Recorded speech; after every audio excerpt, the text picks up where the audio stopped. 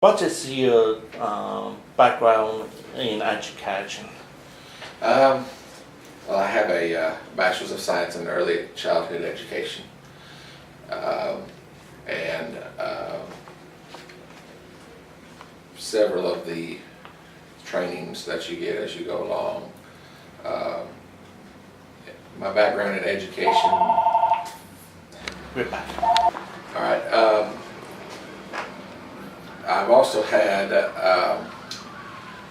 for my internship program for ministerial training, I've had the MIP program and various different courses along the way. I don't have any formal college education, but I have had the courses that have come through the state, and I've also had some computer classes.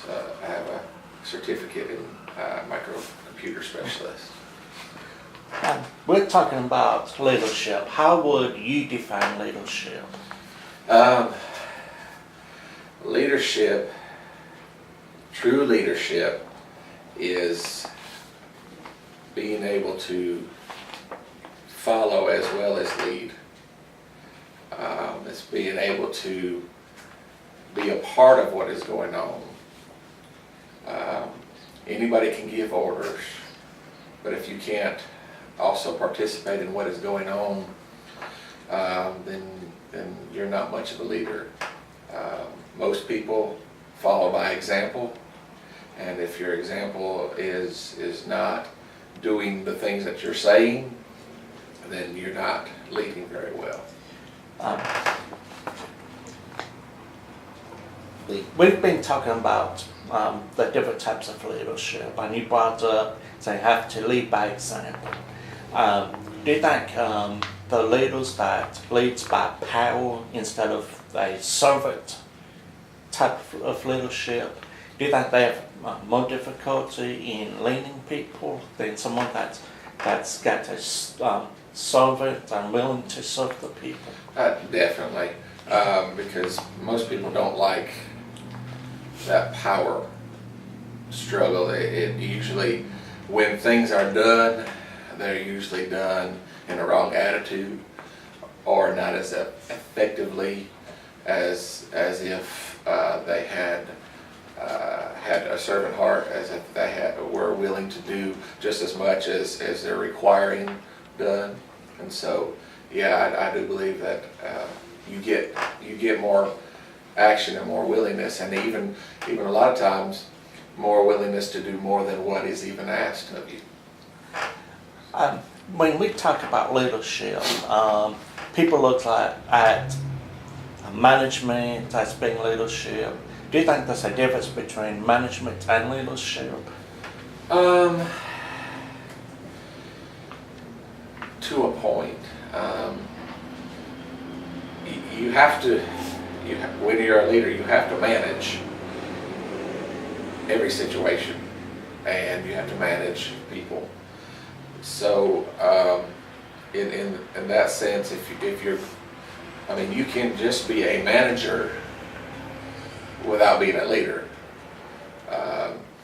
You can say, well, effectively, these people need to be doing this, and those people need to do that, and that's how you manage them. But to be, I think, really a leader is more than just a manager, more than just management. It's to be even to be an effective manager, you have to be a leader and show examples and be willing to pick up some slack.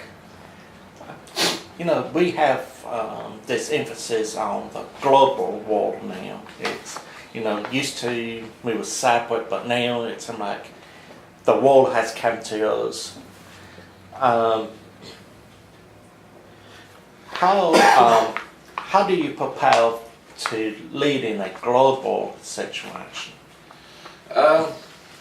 Even if it's on a small scale. Right.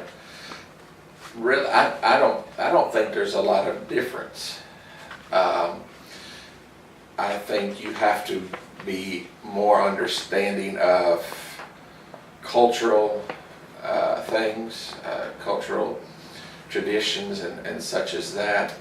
But the willingness and the servant heart and everything, it's still the same concept. You still got to be willing to expand.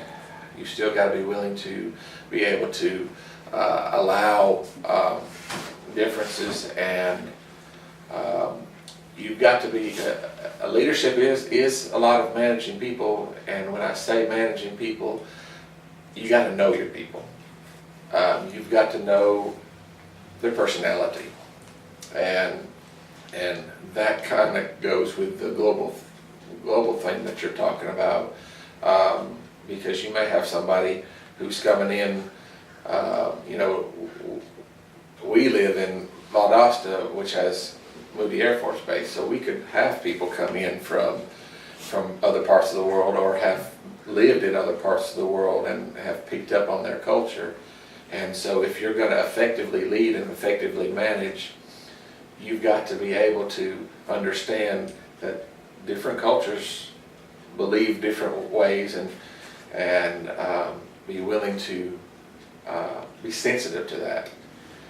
Not, they may believe some wrong things about the Bible or whatever, and so you can't accept those things, but you've got to understand where they're coming from and be able to change and help them along. As being a leader, the leaders is highlight a higher standard than anyone else. Do you believe that the leader should have more character than the followers, or should the followers take on some of the characteristics of the leader? Well, definitely, if you're going to be a leader, then you should be emulating the characteristics that you want people to follow. And you should be living at a higher standard, a higher calling, and you should be able to show them how they're supposed to live. So yes, they should be living up to what you do too as well. Okay. We've talked about character. Do you think, we see a lot in management conflicts, whether it's in the workplace or in churches? Do you think it's the lack of character, or is it just the lack of trust? Well, it's a funny thing you asked me that, because I told you a friend of mine had just come in this past weekend and was visiting with me from Michigan. He actually has the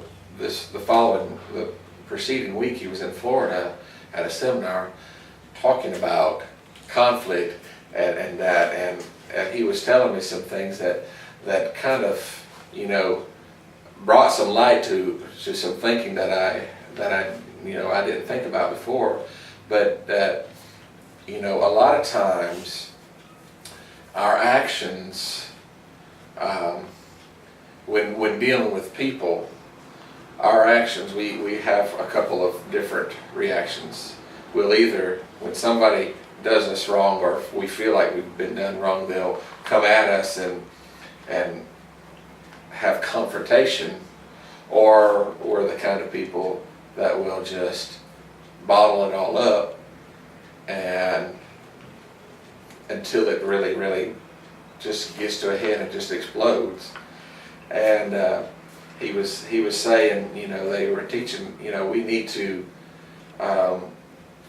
when we're dealing with conflict, we need to come and look at ourselves first.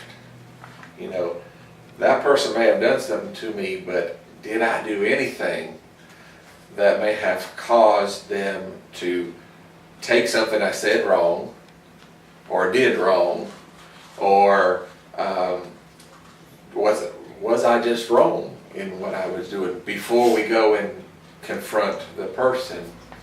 And I think a lot of conflict truly does come not from character, but as he was telling us, a lot of it comes from past experiences, how we see what somebody else does to us, and our past experiences is how we deal with that. If somebody's, that's how we dealt with. And so, do I think it's bad character?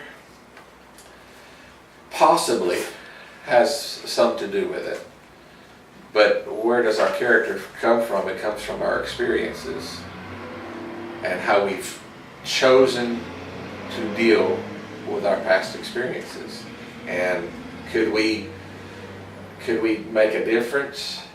Yeah, we probably could make a difference if we choose to not allow our past experiences to make us bitter and to make us hateful and such as that. So yeah, probably has a lot to do with character, but not necessarily a bad personality, but just how we've chosen to respond to the past. Who has been an influence on you in terms of leadership? I honestly don't have one person really. I was thinking about that the other day, and I actually have the opposite. I have seen many people do it wrong, or the effects of what they've done have made a negative impact, and so therefore I have learned from many different people what not to do, and I've taken the bits and pieces from those people and others that I've seen have worked, and I've used them to be my example. I guess the real person that I would look at is Jesus. How did Jesus lead? Well, he led by example, and that. So if I had to pick one person, I guess the one person would be Jesus and his life. We have all of these people's following, great preachers, and even among the world scene, we got people following Obama. Some will follow, at one time, Lee Coco. He was real big. He would you say was a great leader, and why?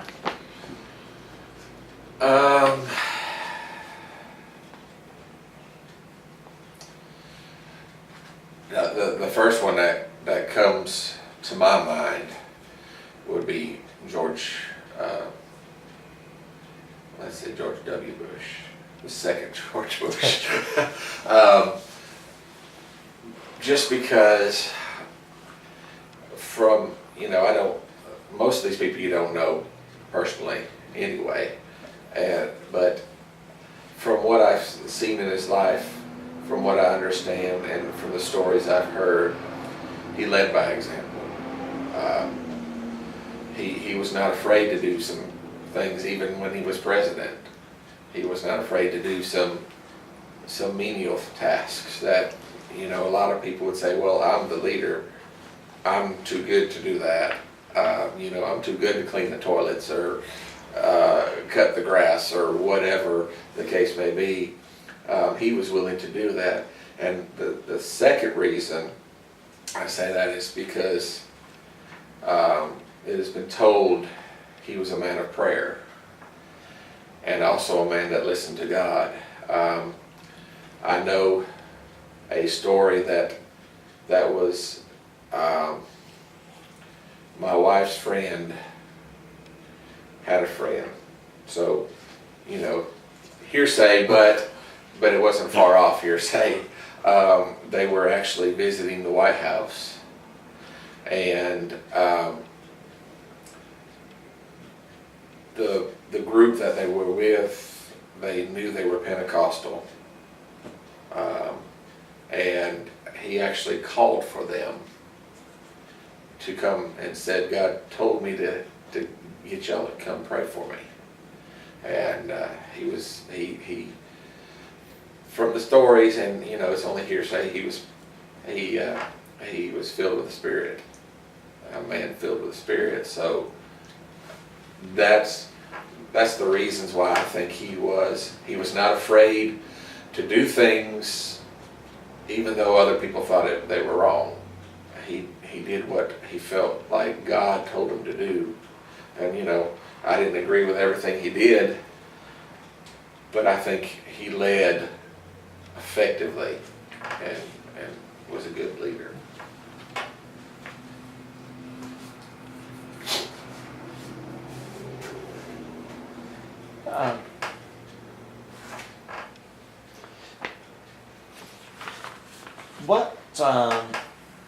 What is your philosophy on leadership? I would have to say probably, first and foremost, just because you're the leader, you're not number one. That would be my main point. Because it's so easy to think that you're better than other people just because you're in charge, just because you're the leader. And when you can get that in your mind that I'm not number one, I'm just the one that God has put in charge to help these folks follow what they're supposed to be following and doing what they're supposed to be doing. And then secondly, I got to be willing to do everything that I tell them to do. You know, because I've been in situations where I was in charge, and it's very easy to tell somebody else to do something you don't want to do. I mean, you know, y'all go clean the toilets because you're thinking in your mind, that's something I don't want to do, but I'm in charge, I can tell you to go do it. You know, and so being able to do everything that you're telling somebody else to do, and being the example, you know, having the right attitude and in telling them as well as in doing. We've talked about how the traits of leaders in class, and a question that came up: do you believe a leader is born, or you think they can learn to be a leader?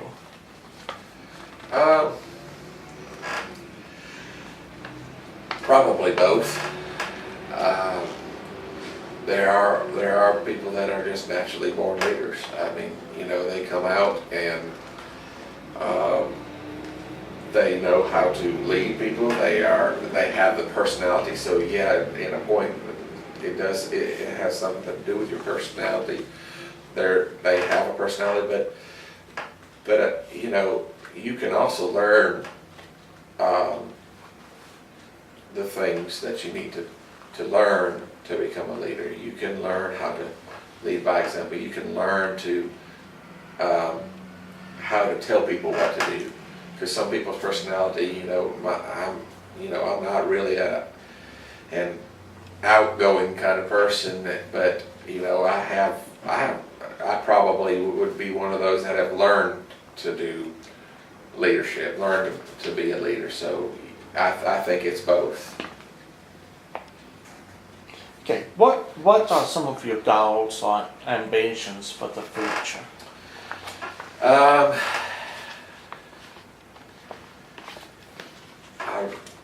I really am at a point in my life right now where it's a wait and see kind of thing.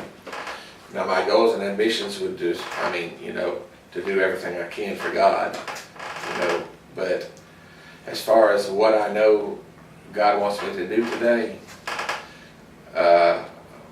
our ministry is kind of I mean, we're youth pastors right now, kind of a big change for us from being the one in charge. So, you know, and we were associate pastors before, and you know, all those things from 10 years of being the pastor to those things is a change, but we kind of are at a point in our life where we're really not sure which direction to go. So what my goals are is find out what God wants, be content with where we're at, and allow Him to lead us wherever it may be.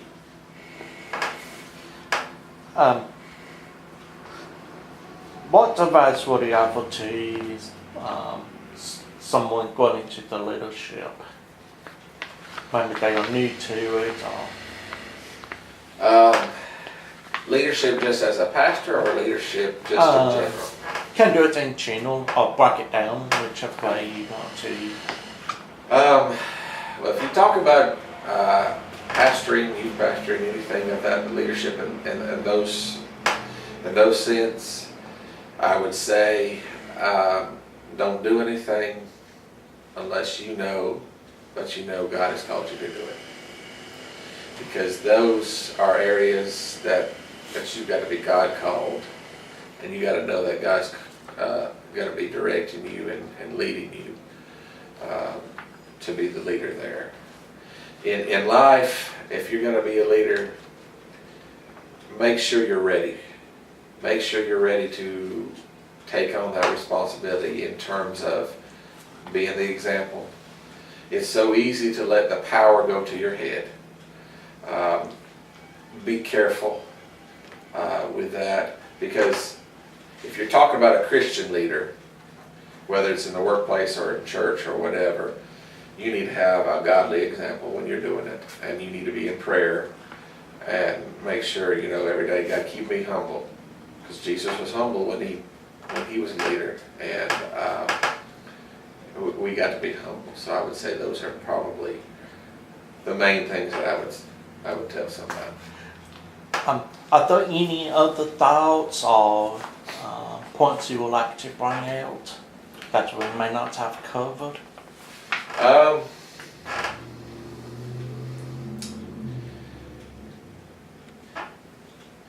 If you're gonna do it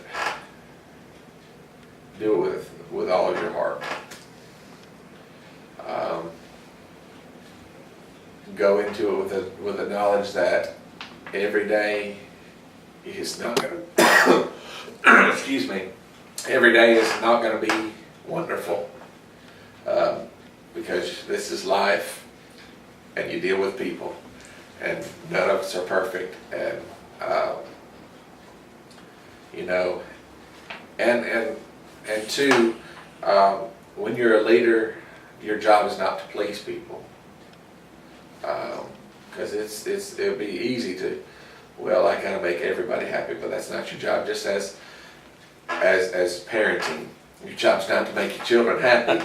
Your job is to direct them in the path that they're supposed to go, and that's what a leader's supposed to do.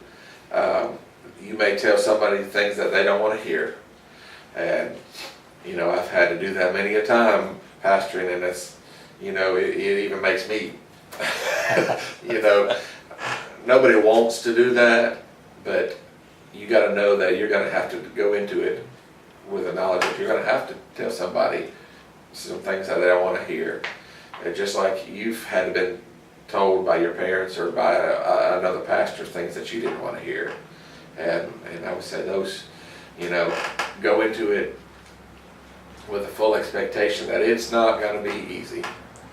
And that it's bigger responsibility than you've had yet. I guess that would be all that be the things that I would need to add. Well, I want to thank you for taking the time to do this interview with me, and in the future, I'm sure I'll have more to do, and I'll be looking forward to calling upon you again in the future. And I will be glad to do anything I can to help. And this will conclude the interview for class.